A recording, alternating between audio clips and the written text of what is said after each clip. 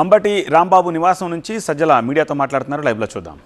వాళ్లకు రక్షణగా పెట్టి 5 గంటల పాటు విచ్చలవిడిగా విశృంఖలంగా అసలు ఎక్కడ ఒక నాగరిక సమాజంలో ఊహించని సంఘటనకు ఇక్కడ జరిగింది. మీరంతా విట్నెస్.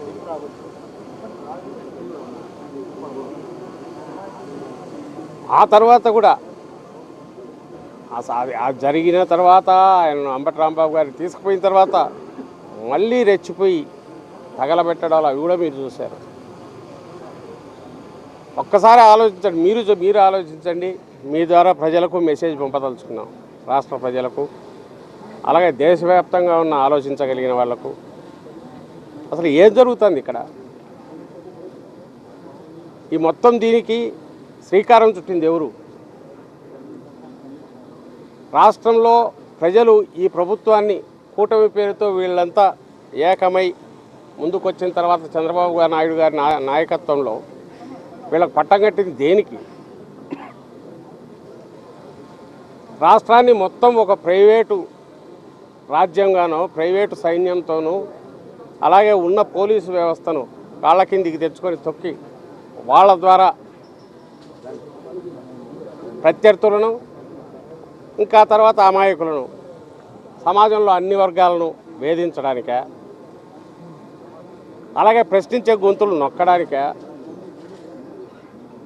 లేదా ప్రజలను పట్టి పీడిస్తున్న సమస్యల మీద కాకుండా దృష్టి మళ్లించడానికి వాళ్లే సమస్యలు సృష్టించి ఒక అబద్ధాలనే నిజాలు చేసి దాని మీద నుంచి సమస్యలు సృష్టించి రెచ్చగొట్టి అందరి దృష్టి మళ్లించి ఒక తాత్కాలికమైన భ్రాంతి క్రియేట్ చేసి వాళ్ళ పబ్బం గడుపుకోవడానిక? దేనికి అధికారం వీళ్ళకి ఇచ్చిందో అర్థం కాలేదు. అసలు నిన్న జరిగిన దానికి మూల కారణం ఎక్కడి నుంచి మొదలైంది? ఈ పర్టికులర్ దీనికి చూసినాం. తిరుపతిలో పవిత్రమైన తిరుమల శ్రీ వెంకటేశ్వర స్వామి ప్రసాదం లడ్డూలో జంతువుల కొవ్వు కలిసి ఉందని అన్నదెవరు? ఎవరో అరాచక శక్తులో లేక ఇర్రెస్పాన్సిబుల్ బాధ్యతారహితంలో లేకపోతే తాగి మాట్లాడిన వాళ్ళు కాదు. ఓ బాధ్యతాయుతమైన కాన్స్టిట్యూషనల్ హెడ్గా రాష్ట్రానికి ఉన్న ముఖ్యమంత్రి చంద్రబాబు నాయుడు గారు ఆ మాట అన్నారు. ఆ తర్వాత దానికి సపోర్టుగా ఆయన డిప్యూటీ కానీ ఇంకా ఆయన కొడుకు కానీ లేదా నాయకులు కానీ వాళ్ళ మీడియా కానీ అదే ప్రచారం చేశారు. ఇప్పుడు ఆఖరుకు ఏం తేలింది? దేశంలో 2 ప్రతిష్టాత్మకమైన ల్యాబొరేటరీలు అదే అబద్ధం అని తేల్చాయి.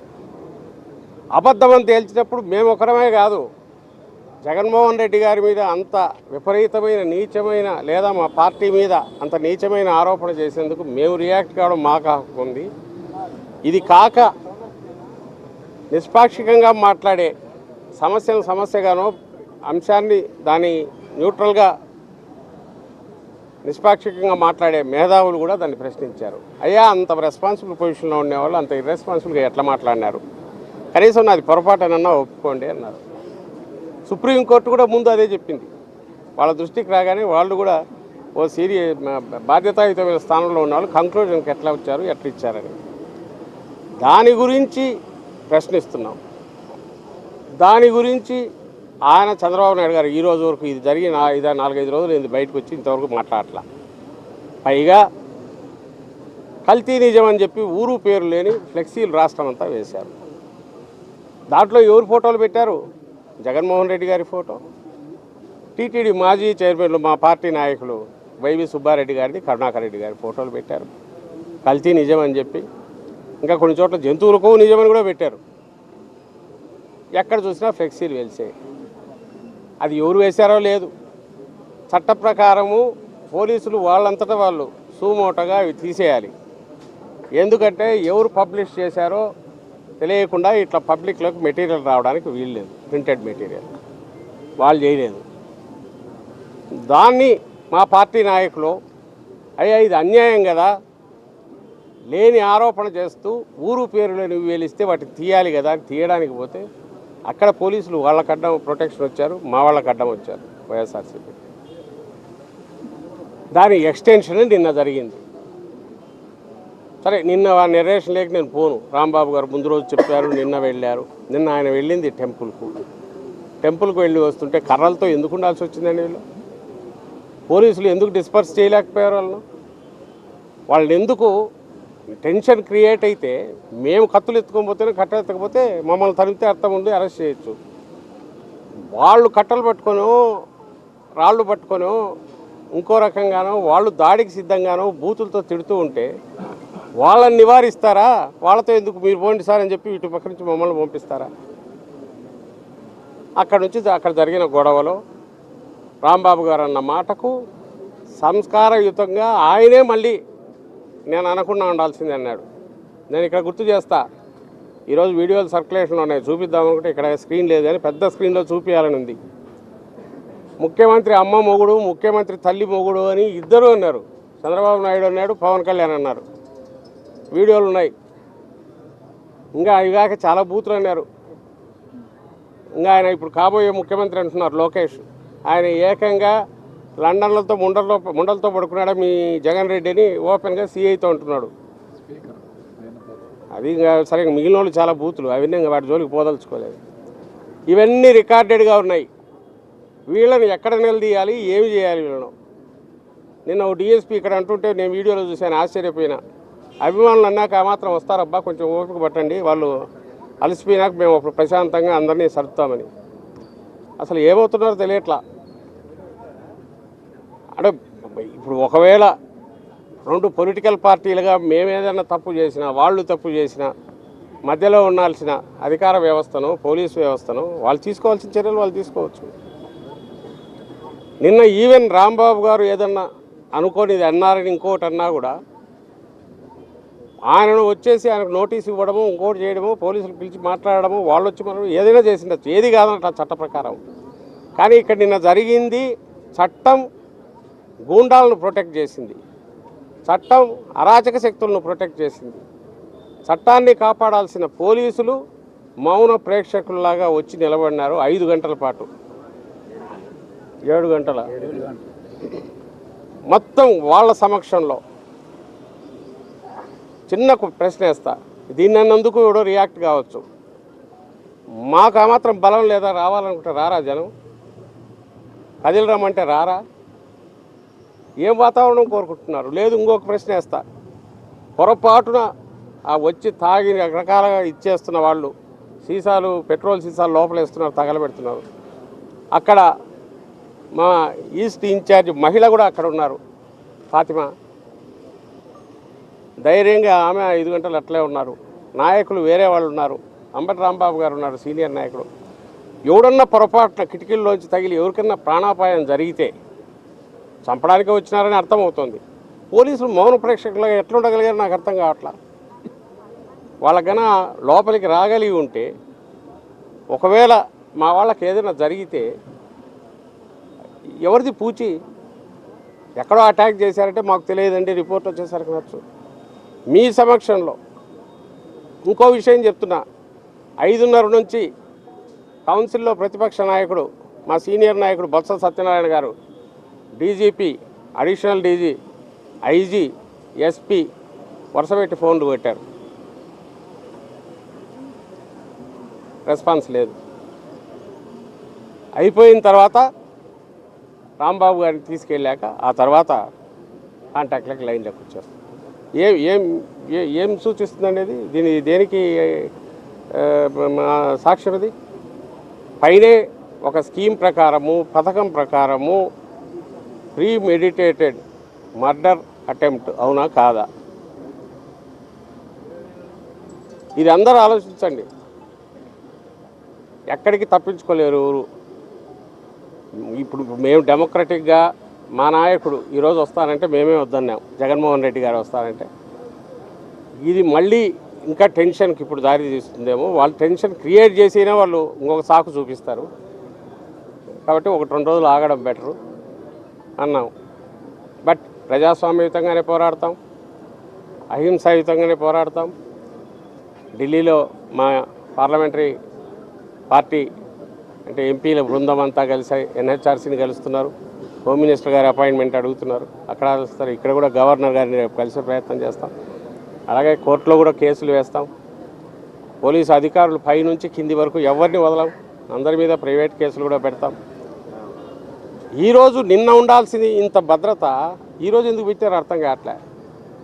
మన ఇంట్లోకి పరాయి వాడు ప్రత్యర్థి శత్రువు వస్తా అంటే వాడిని తరమడానికి ఉపయోగించాల్సిన పోలీసు వ్యవస్థ మాకు రక్షణ కల్పించాల్సింది ఈరోజు మా నాయకుడి ఇంట్లోకి మా ఇంట్లోకి మేము వస్తుంటే మాకు అడ్డం పెట్టారు ఎందుకు అర్థం కావట్లే. నాకు రిక్వెస్ట్ చేసుకొని రావాల్సి లోపలికి వచ్చింది.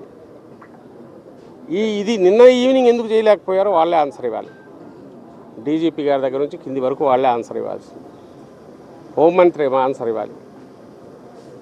ఈరోజు కాదు, నిన్న మొన్న రజనమ్మ మీద, అంతకుముందు లేదా మొన్న బ్రహ్మనాయుడు గారి మీద, నిన్న బ్రహ్మనాయుడు మీద, కరుణాకర్ రెడ్డి, భూమన కరుణాకర్ రెడ్డి ఇంటి దగ్గర అసలు ఎట్టొస్తారో నాకు అర్థం కావట్లా. ఇళ్ల దగ్గరికి నేరుగా అటాక్ చేస్తూ గుర్తు చేయొచ్చు.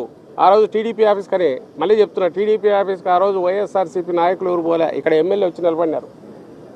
నాకు తెలిసి మిగిలిన నాయకులు కూడా ఈ సందులోనే ఎక్కడో ఉండిండాలి. అప్పుడు ఇక్కడే ఉన్నారు అందరూ ఎమ్మెల్యేలు, సీనియర్ నాయకులు ఉండిండాలి.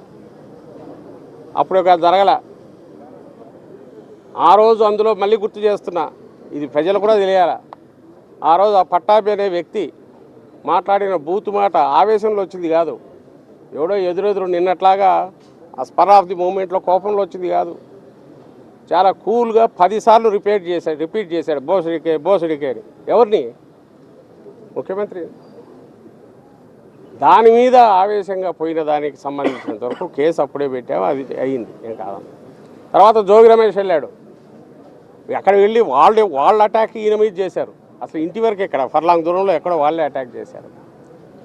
ఈయన కత్తులు కటాలు తీసుకొని పోలే, ఓ పెద్ద 1000 మందిని తీసుకొచ్చి అక్కడే వీరంగం చేయలే. చంద్రబాబు నాయుడు గారికి ఫస్ట్ నుంచి ఉన్న లక్ష్యం హింసను క్రియేట్ చేయడం. అపోజిషన్లో ఉన్నప్పుడు అదే చేశాడు, అందరికి గుర్తుంటుంది. ఆ పొంగనూరు దగ్గర రెచ్చగొట్టి ఒక్కొక్కటి ఆయన తిట్టది. ఆ తర్వాత పోలీసు బస్సులు, ఇదే పోలీసు వ్యవస్థ. ఆ రోజు గౌరవంగా చూసాం, ఈరోజు గౌరవంగా చూస్తున్నాం. ఆ రోజు హద్దులు దాసి వాళ్ళ ఊరిని వాడుకోలే. ఆ రోజు పోలీసు అధికారి కూడా కన్నుకు దెబ్బ తగిలింది. పోలీసు వెహికల్ను తగలబెట్టారు, పెట్రోల్ ఇవి వేశారు. అప్పుడు అపోజిషన్లో ఉన్నారు. వాళ్ళే దాడి చేస్తారు, వాళ్ళే ఆగింతం చేస్తారు, వాళ్ళే వాళ్ళకున్న మీడియా పవర్తోనో ప్రచారం మీద ఉన్న వాళ్ళకి పట్టుతోనో ఒక అబద్ధాన్ని నిజం చేయాలని చూస్తారు. ఇప్పుడు అదే చేయాలని చూస్తున్నారు. ఇప్పుడు ఏమంటారు, మా లీడర్ను బూతులు తిడతారా అని. మీ లీడర్ను కాదు బాబు అని ఈయన సంస్కారయుతంగా చెప్పాడు, ఎక్కడ జస్టిఫై చేయలే. నేను చేసింది కరెక్ట్ అని అనలా, నేను అనుకుని ఉండాల్సిందేనే అన్నాడు. బట్ అటువైపు నుంచి తిట్టిన బూతులకు అనుకోకుండా రెస్పాండ్ అయ్యాను అన్నాడు. మరి అవి తిట్టలేదా వాళ్ళు? వీళ్ళందరినీ తిట్టలేదా? నిన్న సాయంత్రం అంతా ఇంట్లో వాళ్ళు అదే అంటున్నారు. ఇప్పుడు రాంబాబు గారి భార్య లేదా కూతుర్లు ఇద్దరు, 3 మహిళలే ఉన్నారు. వాళ్ళకి ఆశ్చర్యం వేసేది ఏదంటే, గింటే మా నాన్న అక్కడున్నాడు, అక్కడికి పోతారనుకుని మేము సేఫ్ అనుకున్నాము. కానీ ఆమె మహిళా శాసనసభ్యురాలు, ఆమె వచ్చి మా ఇల్లు కూడా చూపిస్తే ఇక్కడ కూడా అటాక్ చేశారు. ఇది షాకింగ్గా ఉందని. ఆ విచక్షణ లేదు. నిన్న జరిగింది క్లియర్గా cold blooded murder, attempt to murder. ఆ నంబటి రాంబాబు గారు ఇంకా అక్కడ ఎవరుంటే వాళ్ళందరినీ చంపాలని అటెంప్ట్ చేశారు.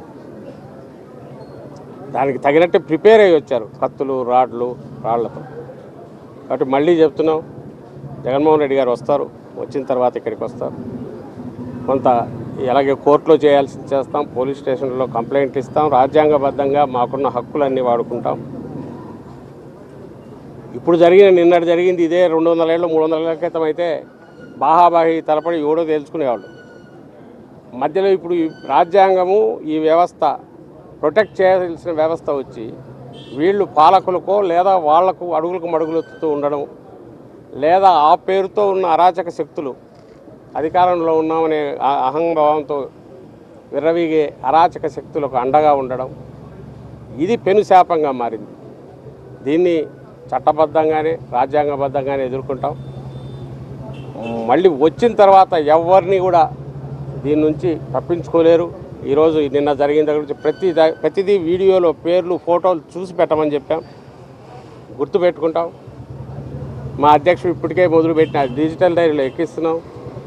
వచ్చిన తర్వాత పోలీసు అధికారులతో సహా పైనుంచి కింది వరకు ఎవరెవరైతే కాంప్రమైజ్ అయ్యారో, అలాగే పొలిటికల్ లీడర్లు ఎవరైతే ఉన్నారో వాళ్ళందరిది బయటికి లాగుతాం. అయితే ప్రతిదీ చట్టబద్ధంగానే చేస్తాం. మళ్ళీ అది విషయం అందరికీ చెప్తున్నాం. ప్రజలు కూడా నిన్న జరిగిన దీని విషయంలో అసలు ఈ మొత్తానికి కారణమైన తెలుగుదేశం పార్టీ అరాచక విధానాలను, వాటిని చంద్రబాబు నాయుడు గారి అరాచక విధానాలను, ఇన్ని సమస్యలు ఉన్నాయి రాష్ట్రంలో, రైతుల సమస్యలు ఉన్నాయి, వీటికి ఫీజు రీయింబర్స్మెంట్ లేదు, పిల్లలు అన్ని వర్గాల ప్రజలు సఫర్ అవుతున్నారు, వాటికి ఆన్సర్ ఇవ్వాల్సిన పరిస్థితుల్లో వాళ్ళు ఉన్నారు. మేము వాటిని గురించి అడగాలి. వాటిని వదిలేసి వీటి ఇష్యూస్ మీద, లేని ఇష్యూస్ మీద మాట్లాడాల్సి వస్తుంది. లేని ఇష్యూస్ మీద వాళ్ళు డైవర్ట్ చేసిన దానివల్ల అందరం దాని మీదకి పోవాల్సి వస్తుంది, విచ్ ఈజ్ రాంగ్. సో మేము వచ్చిన తర్వాత నెక్స్ట్ ఏం జరుగుతుంది అనేది భవిష్యత్తులో తెలుస్తుంది.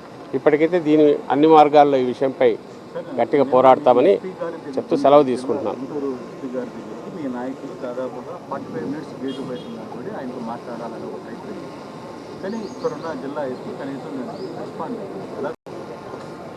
అదే నేను అంటున్నాను, కౌన్సిల్లో ప్రతిపక్ష నాయకుడు, మా పార్లమెంటరీ నాయకుడు, డీజీపీ గారి దగ్గర నుంచి అందరూ ఫోన్లో ట్రై చేస్తే దొరకలేదు.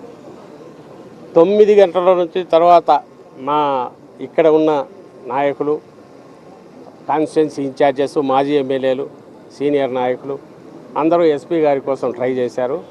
అందులో మాజీ హోంమంత్రి గారు, ఫార్మర్ హోంమంత్రి సుచరిత గారు, ఆమె ఉన్నారు, ఒక మహిళ మాజీ హోంమంత్రి. వెళ్ళి గేటు బయట వెయిట్ చేయాల్సి రావడం అంతకంటే ఘోరం ఏముండదు. అది నిజంగా ఆశ్చర్యం వేస్తుంది. గేటు బయట వెయిట్ చేసి 40 నిమిషాల పాటు ఆఖరుకు ఆయన దయతో, సరే నేను కాదు అడిషనల్ ఎస్పీని కలవండి అంటే ఈ పైరవికారులాగా పోవాల్సిన పరిస్థితి ఓ ప్రతిపక్ష పార్టీకి, ప్రతిపక్ష నాయకులు పట్టించినారంటే మా సంయమనాన్ని, మా నిగ్రహాన్ని ఎంతవరకు టెస్ట్ చేయాలనుకుంటున్నారో అర్థం కావట్లేదు. అంటే ఏం చూపాలనుకుంటున్నారు? నిన్న ఈవినింగ్ కంట్రోల్ చేయలేరా పోలీసు అనుకుంటే, మాబ్ వస్తే 10 నిమిషాల్లో క్లియర్ చేయలేరా? అలాంటిది 5 గంటల పాటు నడవనిచ్చి తర్వాత అంబటి రాంబాబు గారిని అక్రమంగా అరెస్ట్ అనే రూపంలో తీసుకెళ్ళి, అరెస్ట్ ఊరిని వాళ్ళని చేయాలా, ఈయనని తీసుకెళ్ళి ఆ తర్వాత కూడా మళ్ళీ గంటన్నర పాటు వాళ్ళు పెట్రోల్ బాటిల్ వేసి ఇంకోటి తగలబెడతా అంటే ఏ దిక్కు ముక్కు లేదు. అసలు అసలు నిజంగానే ఒక సివిలైజ్డ్ కాదు. ఏమాత్రం ఒక సమాజం మామూలు ఒక స్ట్రక్చర్డ్ సమాజంలో ఉన్నామా లేమా అనేది వచ్చింది. అరాచకంలో ఉన్నామా, అరాచకమే రాజ్యం వెళ్తుందా అనిపించేది కనపడింది. అయితే ఆర్గనైజ్డ్ అరాచకం, అది డేంజరు. అరాచకం అంటే ఏదో ఎవడో వచ్చేసి పిచ్చి కుక్కల్లాగా మీదకి వస్తే వాళ్ళని కాల్ చేయొచ్చు, చంపొచ్చు, తన్నొచ్చు, ఏదో ఒకటి చేయొచ్చు. కానీ అది కోఆర్డినేటెడ్ ఆర్గనైజ్డ్, దానికి అధికారం మదం, అధికార బలం ఉపయోగించుకొని రావడం అనేది ఇక్కడ ఘోరం. అది నిన్న మొత్తం కనపడింది. ఇంకోటి కేంద్ర మంత్రి కూడా చాలా సీరియస్గా ఒక వార్నింగ్ ఇచ్చాడు. చెప్తున్నా, మళ్ళీ చెప్తున్నా, ఆయన అదే అంటాడు, చట్టబద్ధంగా మేము చట్టబద్ధంగా అంటాం. మేము చట్టబద్ధంగా అంటే మేము ఉన్న టైంలో కేసులు ఏదైనా చూడండి, ఇంక్లూడింగ్ చంద్రబాబు నాయుడుని అరెస్ట్ చేసి ఈ రోజుకు మా నాయకుడిని అరెస్ట్ చేశారంటున్నారు. అది కేసు నిజం ఉందని నిన్న ఈడీ మళ్ళీ ప్రూవ్ అయింది. ఎక్కడ కూడా తప్పుడు కేసు కొత్తగా పెట్టి ఒకేసారి 2-3 కేసులు ఎక్కడి నుంచి ఆకాశం నుంచి ఊడిపడి అరెస్టులు చేసేవైతే మా దగ్గర లేవు. ప్రతి కేసుకు సాలిడ్ ఎవిడెన్స్తో ఉంటేనే చేస్తూ వచ్చాం. ప్రెస్ మీట్లో వాళ్ళ సంస్కృతి ఈరోజు నవాలు చేశారు. అన్నందుకే వాళ్ళు మా ఆఫీస్ మీద చంద్రబాబు ఎందుకన్నాడు అంత కూల్గా? ఏం ఆవేశం వచ్చింది ఆయనకు? ఎక్కడ ఏ గొడవలో ఏమన్నా అన్నాడా? పోనీ దాన్ని ఏమన్నా వాళ్ళు అరే మేము అనుకుని ఉండాల్సింది ఒక్కడన్నా అన్నాడా? ఇక్కడ అంబటి రాంబాబు అన్నదానికి అంబటి రాంబాబు మించి మాట్లాడినవి ఇప్పుడు బయట తిరుగుతున్నాయి. ఆయన లోకేష్ నోట బూత్ తప్ప ఏ మాట వచ్చింది? ఆయన జెస్చర్స్ కానీ, ఆయన మాటలు కానీ ఇప్పుడేమన్నా కొంచెం మానేసాడేమో తెలియదు. కానీ అప్పట్లో అన్నేవే కదా, బూత్లే కదా మొత్తం వచ్చింది. వినిపించాలన్నా అవి వినగలరా? మళ్ళీ అన్నీ పెడితే ఆ రోజు జరిగింది టీడీపీ ఆఫీస్కి పోయింది ఎందుకనేది కూడా నేను చెప్తున్నాను. ఈరోజు నిన్న జరిగిండేది ఇది ప్రీమెడిటేటెడ్గా ఇన్ని 5 గంటల పాటు జరగడం అంటే అది పోలీస్ ఫెయిల్యూర్ని సూచించదా? పోలీస్ లేరా, ఉండి చూస్తున్నట్టున్నారా? సడన్ జరిగిందంటే మాకు తెలియదు అనుకోవడానికి అర్థం ఉంటుంది. సో వాళ్ళు ఎన్ని చెప్పినా జనం గమనిస్తున్నారు. వాళ్ళు ఎన్ని చెప్పినా రేపు చట్టం ముందు నిలబెట్టడానికి అవసరమైన ఆధారాలు ఉన్నాయి, వాళ్ళు తీసుకెళ్తారు. అప్పట్లో కూడా కొత్తపేట దూరంలో డీజీపీ ఆఫీస్ మీద ఉన్న టీడీపీ ఆఫీస్ మీద దాడి జరిగింది. అవును, అందుకే కదా అరగంట జరిగింది. అక్కడ అరగంటలో పోయినారు వాళ్ళు. ఎవరు పోయారు? నాయకులు ఎవరు లేరు అక్కడ ఎవరు రాలా. అక్కడ ఆవేశం రాకుండా ఉంటే వాడు మనిషి కాదు నాకు తెలిసి. మన ఇంట్లో ఎవరినైనా లేదా మన నాయకులనైనా ఎందుకు తిడుతున్నాడో తెలియకుండా ఏదైనా కారణం ఎవరినైనా అనింటే మా వాళ్ళని తిడతావని వాడు అవతల తిడితే అర్థం ఉంటుంది. 10 సార్లు రిపీటెడ్గా ప్రెస్ కాన్ఫరెన్స్లో తిట్టాడంటే ఓ బూత్ మాట, దాన్ని మళ్ళీ రిపీట్ చేయాలనే ఇబ్బంది అయ్యేది. అయినా దానికి కోపం రాదంటే, కోపం ఎక్కువ రాలేదు కాబట్టి ఎక్కడ చూస్తే అక్కడ ఇది రాలేదు. అక్కడికి పోయినారు ఎవరు, వాళ్ళకి ఎవరు పర్మిషన్ ఇవ్వలే, ఎవరు వాళ్ళని పొమ్మని చెప్పలేదు. ఆవేశం వచ్చింది, ఎవరో వెళ్ళారు, వెళ్ళిన దానికి కేసులు ఉన్నాయి, తర్వాత నడుస్తుంది. That's a different issue. కానీ ఇక్కడ 5-6 గంటల పాటు 7 గంటల పాటు సిటీ మధ్యలో ఇక్కడ అందరి సమక్షంలో పోలీసుల సమక్షంలో వాళ్ళు ప్రేక్షకులుగా ఇంత జరగడం అనే దాని గురించే నేను అడుగుతున్నా. అంటే గతంలో కాకాని గౌతమ్ రెడ్డి మీద ఇంటి మీద కూడా ఇదే తరహాలో దాడి జరిగింది. వాళ్ళు కూడా కార్యాలయం లోపలికి తీసుకొని వచ్చి దాడి చేసి ప్రసన్న ఇంటి మీద జరిగింది. ఆమె హారిక జెడ్పీ చైర్పర్సన్ అట్లే జరిగింది. మన ఇక్కడ హారిక గుడివాడలో ఆమెది ఎట్లా జరిగింది, ఆమె హిందూపూర్లో అలాగే జరిగింది. నేమిటి అంటే టెర్రరైజ్ చేస్తున్నారు, అంతే టెర్రరైజ్ చేస్తున్నారు. ఈ ప్రాసెస్లో మమ్మల్ని టెర్రరైజ్ చేయాలనుకుంటున్నారేమో, అది అక్కడికి ఆగదు. అది ఎక్కడికి పోతుందో తెలియదు. అది కూడా ప్రజలు రియలైజ్ కావాలా. ఇది ఇక్కడ మొదలైంది, ఇక్కడ ఆగదు. సామాన్యులు కూడా సఫర్ అవుతున్నారు. అండ్ ఈ అలవాటు ఇది ఇట్టే అధికారం అనేది ఇట్లా ఇందుకే ఉంది అని అనుకున్న వాళ్ళు అధికారం లేక వచ్చినారు అంటే ఎంత దుర్మార్గంగా ఉంటుందో అది మనం ఇప్పుడు రుచి చూస్తున్నాం. దీనికి పరాకాష్ఠగా, నాకు అన్నిటికంటే పరాకాష్ఠగా నిన్న జరిగింది ఎందుకు కనపడింది అంటే, అంతసేపు జరగడము, పోలీసులు అక్కడే ఉండడము, ఎంటైర్ పోలీస్ పై నుంచి బాసెస్ ఎవరు రెస్పాండ్ కాకపోవడము, ఎవరికి చెప్పాలో దిక్కు తెలియని పరిస్థితిలో మేము ఉండాల్సి రావడము, లోపల అంతమంది ఉంటే వీళ్ళ ప్రాణాలకు ఏమవుతుంది అనే ఆలోచన కూడా వాళ్ళకు రాకపోవడం, క్లియర్ అటెంప్ట్ మర్డర్ జరుగుతుంటే వాళ్ళకి ఏదైనా అవుతుందా అనే ఆలోచన వాళ్ళకి రాకపోవడం అనేది దిగ్భ్రాంతి కొలుపుతుంది, భయం వేస్తుంది. దాన్ని చూస్తే మామూలు వాళ్ళు కూడా, చుట్టూ ఉండే వాళ్ళు కూడా భయం వచ్చి రావాలని వాళ్ళు కోరుకున్నట్టున్నారు. బట్ మేమైతే వాటికి సంబంధించి విరమం ప్రిపేర్డ్గా ఉన్నాం. నేను ఇంతకుముందు అన్నట్టు అహింసాయుతంగా, చట్టబద్ధంగా, చట్ట ప్రకారం న్యాయస్థానాలను ఆశ్రయించి చేయాల్సింది చేస్తాం. ఫ్యూచర్లో అధికారం లేకొచ్చాక వాటిని ఏ రకంగా ఎట్ట చేయాలనేది లాజికల్ ఎందుకు వాటిని కూడా తీసుకెళ్తామని చెప్తూ సెలవు. Thank you.